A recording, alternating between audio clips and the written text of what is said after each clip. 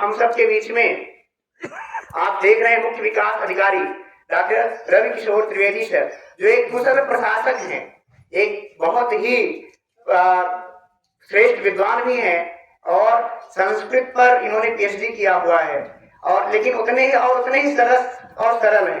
कहीं ना कहीं संस्कृत का ही प्रभाव है, जबकि प्रशासन के क्षेत्र में जो कोई कार्य करे वह इतना उलझा हुआ रहता है। किंतु मेरे थोड़े से निवेदन पर आपने आने की कृपा की, यह महत्व मेरे लिए बहुत सौभाग्य की बात है, और ऐसे शब्दों आपके भाव को मैं शब्दों से व्यक्त नहीं कर सकता। मेरे गुरुजी प्रोफेसर रसराज सर, आपका सानिध्य रहता ही है सदैव उस पर।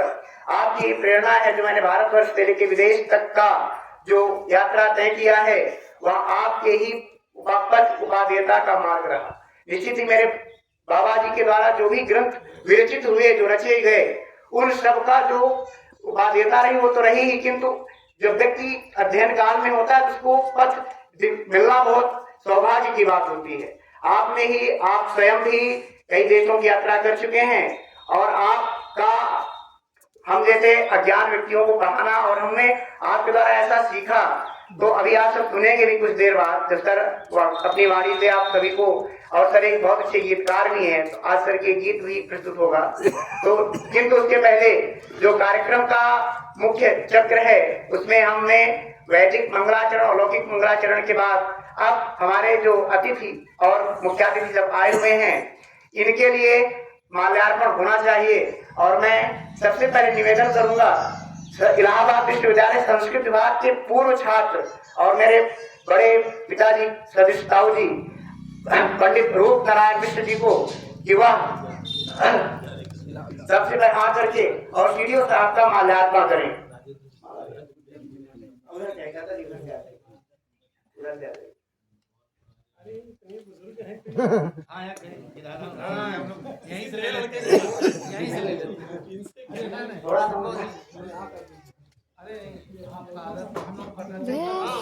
उठे तो पता नहीं चढ़ी रात हो सके वो करें।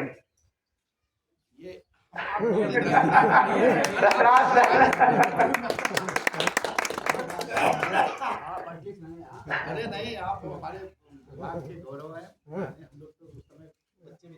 अब मैं अपने ताऊ जी ही आलोक मिश्र जी से निवेदन करता हूँ कि आप आकर के डॉक्टर रसराज सर का माल्यार्पण करें। नहीं, अब एक बार होना चाहिए क्रम में।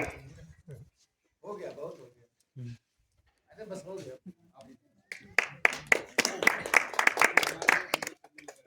मैं अपने पिताजी से निवेदन करूंगा कि आकर के एडीओ साहब का माल्यार्पण कर उनको अपने निवेदन करें।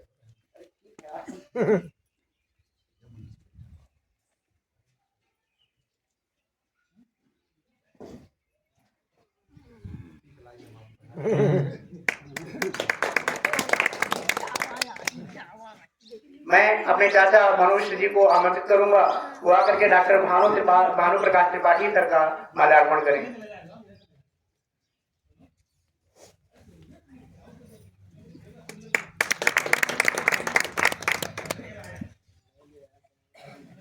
आपका आगमन हमारे इस लघु कार्य की महिमा हुई, और जो आज हमने विषय निश्चित किया था पंडित देवदत्त शास्त्री जी का वैश्विक परिप्रेक्ष्य में योगदान, तो मैं केवल 2 मिनट इस विषय पर प्रस्तुत करूंगा। इसी क्रम में मैं आमंत्रित करूंगा रवि कुमार मिश्र जी को क्या करके वो बाबा जी को का माल्यार्पण करें। हम लोगों के गुरु हैं सर।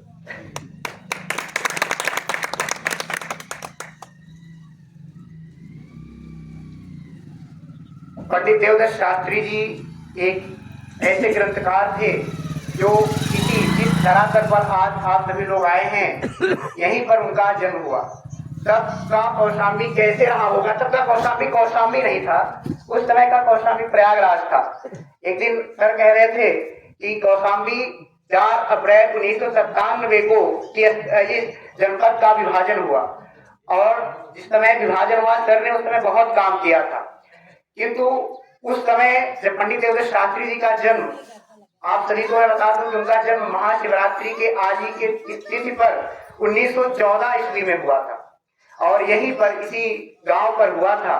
और इस गांव से लेकर के 35 देशों की यात्रा करना, लगभग 10 से 11 भाषाओं में अपनी रचनाएं करना, तंत्र शास्त्र, जिसको एक व्यक्ति ऐसा कहता है कि तंत्र तांत्रिक नाम सुनकर के मनुष्य की मन एकदम विपन्न हो जाता है, किंतु उन्होंने उस तंत्र को तंत्र शास्त्र नहीं कहा, जो आज का आधुनिक विज्ञान, इसको मॉडर्न साइंस कहते हैं। उस मॉडर्न साइंस से उसकी क्या रिलेटिविटी है, ऐसे न्यूटन इत्यादि जो वैज्ञानिक थे उनकी थ्योरीज पर उन्होंने काम करके अथर्ववेदी, तंत्र विज्ञान, इस तरह के कई ग्रंथ ऐसे लिखे जो कि जिनका अध्ययन करने पर आज संस्कृत साहित्य को एक नई दिशा मिलती है। अभी जिस पुस्तक का विमोचन होगा उस पुस्तक में वो परिचायिका मात्र है। हम सब संस्कृत वालों को लोग कह देते हैं कि संस्कृत में रखा क्या है या संस्कृत पढ़ करके आप क्या कर सकते हैं, जबकि संपूर्ण ज्ञान विज्ञान का आधार संस्कृत भाषा ही है। आज भी वही है। जो भी, चाहे वह अन्य जो भी विषय हो, चाहे वह जो भी विज्ञान हो, वह सभी उस संस्कृत से ही निकली हुई है। जो संस्कृत का विज्ञान शब्द है, विशिष्ट ज्ञानम इति विज्ञानम, वह वेदों के लिए प्रयोग किया जाता था। जो वेद शब्द है विद धातु से बना हुआ है और उसके लिए वह जो विशेष ज्ञान था उसका जो निबद्ध ऋषियों ने किया था, ऋषियों मंत्र विस्तारम, उसके ऐसी परिकल्पना करने के लिए पंडित देवदत्त शास्त्री जी की एक प्रवृत्ति थी, वह यायावर वृत्ति थी। अपने आप को खुद ही कहते हैं कि मुझे आवारागर्दी से मुझे आवारागर्दी मेरी बहुत पसंद है। और वह इस भ्रमण को करते करते हिमालय जैसे उत्तुंग शिखर पर भी गए और वहां पर उन्हें कई परम पूज्य ऋषियों का, जिसमें महावतार बाबा जी इत्यादि का भी सानिध्य मिला। और वह आकर के वहां से आए और लेखन कार्य के द्वारा एक ऐसा मार्ग प्रशस्त किया जिससे न केवल संस्कृत साहित्य पितु संपूर्ण फिल्म इंडस्ट्री में रामानंद सागर इत्यादि जो भी बहुत सारे लोग हैं उनके विषय में मैंने आमंत्रित किया था। आज अपने ही एक दादाजी हैं और देवदत्त शास्त्री जी ने एक हमारे बाबा जी की एक बहन थी, उनको गोद लिया था, उन्हीं के पुत्र हैं। सचिवालय से वो उप निदेशक सूचना विभाग से निवृत्त हुए हैं, किंतु ऐसा समस्या ये हुई कि उनके यहाँ भी आज ही बहुत विस्तृत कार्यक्रम था और फिर भी उन्होंने आने का आश्वासन दिया और कुछ उनकी स्वास्थ्य समस्या हो जाने के कारण वह नहीं आ पाए। अभी उन्होंने यह सूचना दी थी कि मैं नहीं आ पाऊंगा, अन्यथा जब वह आते क्योंकि वह उनके बहुत सानिध्य में रहे, तो उन्होंने उस चीज को देखा भी है क्योंकि कैसे कैसे देश विदेश के लोगों ने उन पर काम किया और इंडो भाषा इत्यादि को लेकर के भी बहुत ज्यादा काम किया था। उस काम को मैंने जब अध्ययन किया तो मुझे उस पूरी उनकी जो पुस्तक से एक रूपरेखा प्राप्त हुई। उनके लगभग 284 ग्रंथ हैं जो हिंदी, अंग्रेजी भाषा, उर्दू भाषा में प्रायः प्राप्त है। संस्कृत भाषा में भी बहुत सारे हैं, बहुत सारी पांडुलिपियां अभी तक प्राप्त नहीं हुई हैं। गुरु जी के सहयोग से मैंने बहुत पुस्तकालयों से, विदेशों से भी बहुत ज्यादा उसका वो किया, किंतु अभी पूरी पूर्णता प्राप्त नहीं हुई है। जो भी प्राप्त हुई है उनका ही निबंधन रूप एक अभी आप सबके सम्मुख आएगा। तो इसी क्रम में आज हम सब एकत्रित हुए हैं। अब समय है कि अब हम पुस्तक विमोचन का कार्यक्रम पहले कर लेते हैं और उसके बाद हम उस पुस्तक विमोचन के, क्योंकि गुरु जी ने मार्ग प्रशस्त किया है तो गुरु जी भी कुछ कहेंगे और कुछ सुनेंगे और इसी के लिए हम यह कार्यक्रम हुआ। तो हम आमंत्रित करते हैं पुस्तक प्रतिलिपियां जिनका विमोचन होना है तो वह हो जाए, विमोचन करेंगे। और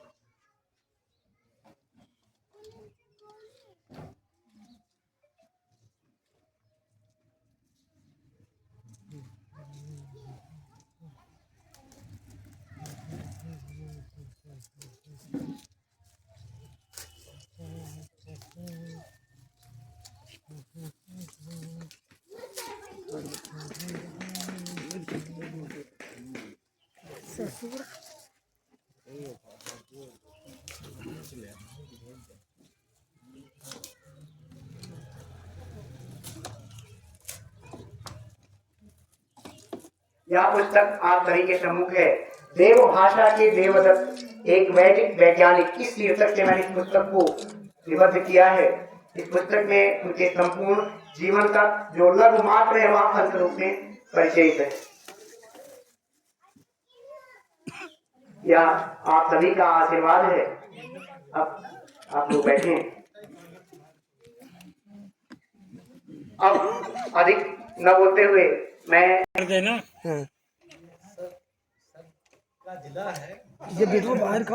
मेरे पदनाम में तो मुख्य लगा है, लेकिन आज के अतिथि मुख्य जो है डॉक्टर यशराज जी हैं।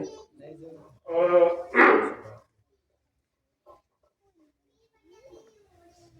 तव तत्त्वं न जानामि कीदृशोऽसि महेश्वर यादृशोऽसि महादेव तादृशाय नमो नमः। आज भगवान शिव का पावन पर्व है और इस पावन पर्व के अवसर पर यहाँ रानीपुर में आप सबके सानिध्य में आने का अवसर मिला। भगवान शिव को ज्ञान विज्ञान का देवता माना जाता है और जिस भाषा की बात हम लोग कर रहे हैं, जिस देव भाषा की चर्चा हम लोग कर रहे हैं, उसका जो व्याकरण है उस पर भी कहा गया है कि नतावसाने नटराज राजो नाथ कामनो पंचभारत, वो भी उन्हीं की देन है। तो इस पावन अवसर पर महाशिवरात्रि के दीजिए परम पूज्य देवदत्त जी के इस जन्मस्थली पर आकर के काफी हर्ष की अनुभूति हो रही है।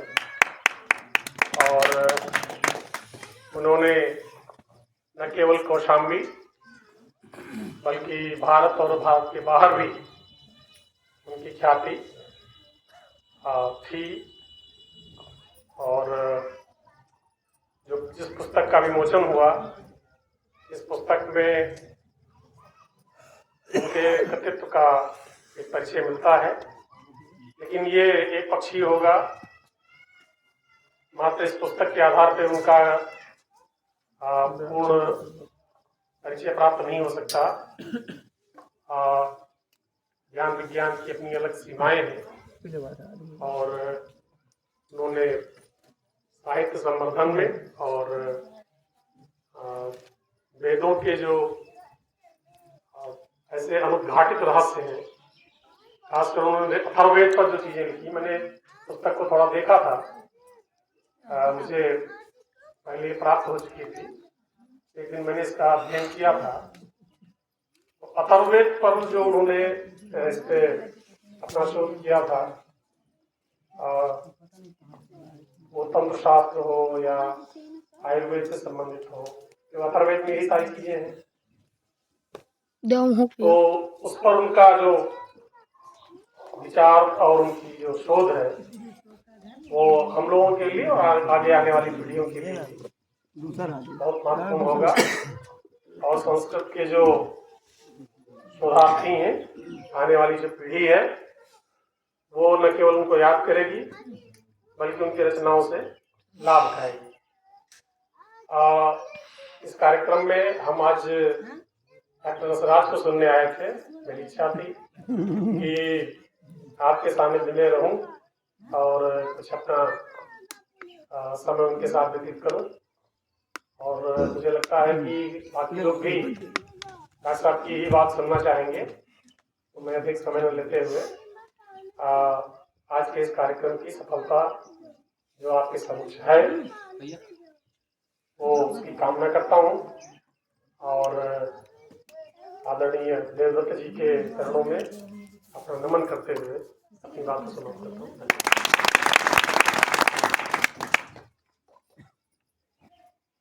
बहुत बहुत धन्यवाद सर, आपका आगमन हुआ यह हम सब के लिए महज सौभाग्य है।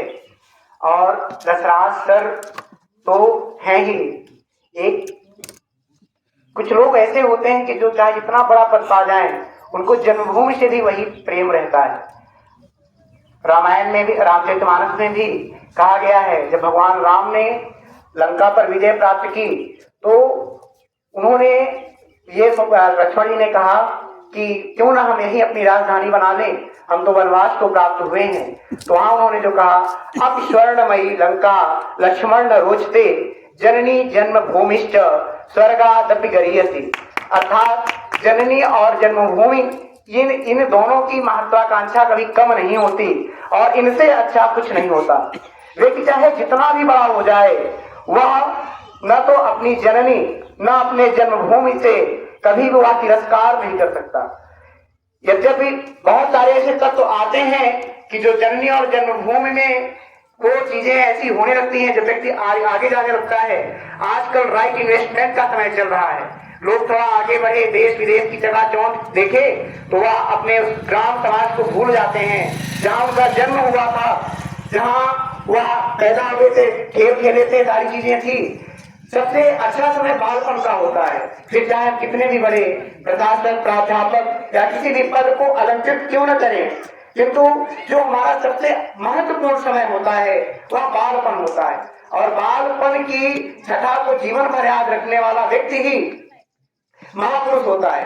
और निश्चित ही यदि हम भारत भूमि में जन्म लिए हैं या ऐसी भारत भूमि है जहां पर देवता भी जन्म पाने के लिए लालायित रहते हैं। अब मैं जिनको भी बुलाऊंगा, डॉक्टर दशराज सर, प्रोफेसर दशराज सर, वह संस्कृत के बहुत ही बड़े एक ऐसे कवि हैं जिनकी अभी आप जब कंठ सुनेंगे तो आपको लगेगा कि वास्तव में सारस्वत अभिव्यक्तियों की एक तो कवित्व दुर्लभम लोग त्रिविद्या दुर्लभा, अर्थात इस संसार में जन्म लेना दुर्लभ है और ऊपर से कवित्व गुण तो और बहुत कठिन होता है। और ऐसे पर भी होने पर जब हमारा कंठ सारस्वत हो उसकी बात ही क्या।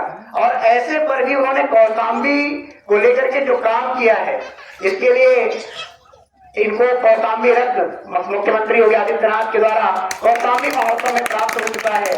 और कौशाम्बी पर इनकी पुस्तकें भी और अनेकों शोध पत्र भी प्रस्तुत प्राप्त हैं, छपे हुए हैं। इनकी पुस्तक भी पूर्व में ये आए थे एक बार यहाँ पर एक कार्यक्रम में, तो पुस्तक भी इन्होंने दिया था।